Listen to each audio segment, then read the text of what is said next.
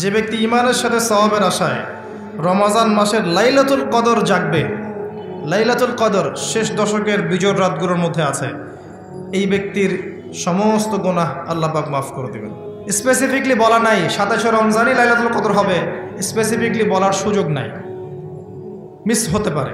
নবীজি বলেছেন শেষ দশকের বেজোড় রাত 21, 23, 25, 27, 29 যে কোনো একটা রাত লাইলাতুল কদর হবে। এক রাত ইবাদত করবেন, সারা হাজার হাজার মাস ইবাদত করার নেকি পেয়ে যাবেন ইনশাআল্লাহ তাআলা।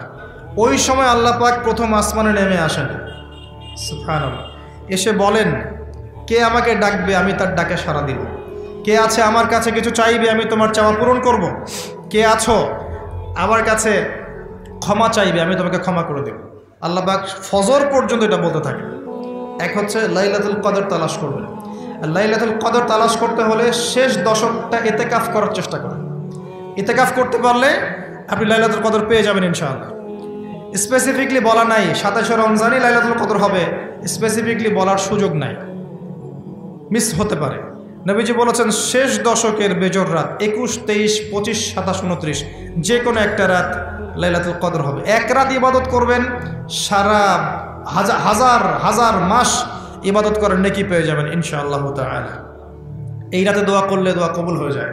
আল্লাহ পাক আমাদেরকে লাইলাতুল কদর পাওয়ার তৌফিক দান করুন, ইতিকাফ করার তৌফিক দান করুন। আমি আরেকটা কাজ যেখান থেকে আমি আসবো, কোরআনময় রমাদানে, রমজান মাসে সবচেয়ে বড় যে কাজটা, এটা দিয়ে শেষ করছি, শোনেন, এখানে একটু সময় নেব, আমি একটু ধৈর্য ধরেন।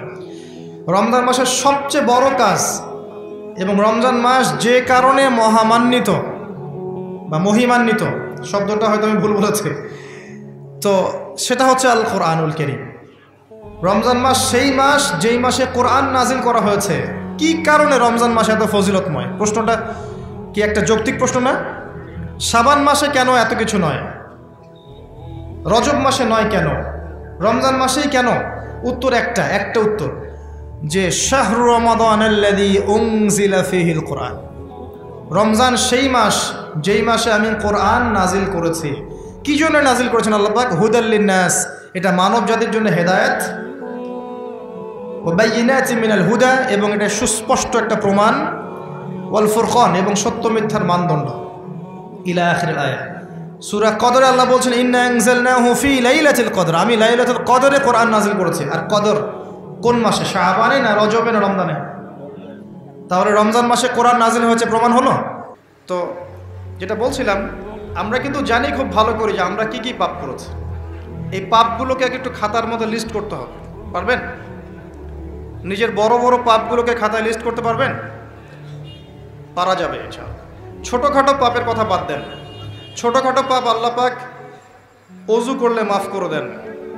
অজু করলে পাপ মাফ হয়ে যায়। নামাজের জন্য হেঁটে যাচ্ছেন, পাপ মাফ হয়ে যায়।